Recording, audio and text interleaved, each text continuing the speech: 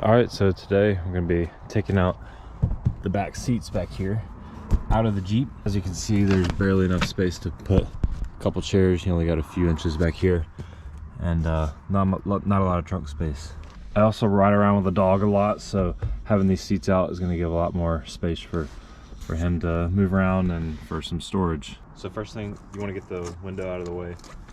It's a soft top, so I'm just gonna roll it up. Next, get all the junk out of the back.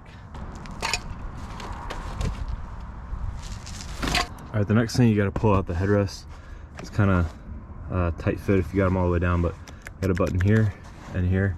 Just push those in and pull the headrest off. All right, now let's pull this handle up and push the seat forward. And from there, it'll just kind of release and it'll come up like this. All right, so now you've got this bar right here, these two bars. You're gonna push this one down. And as you push it down, it releases it from that hook up there. So with this release, you can just pull the whole seat back, and you can see it's free of that forward hook.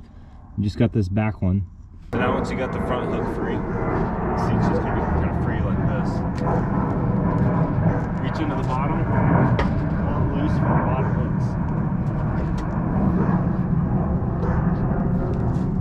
Now the whole seat's free. So now at this point, just wrestle it out.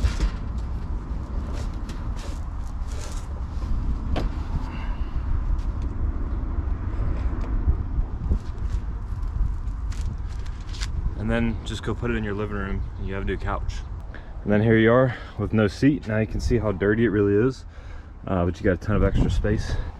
You can definitely comfortably sit back here.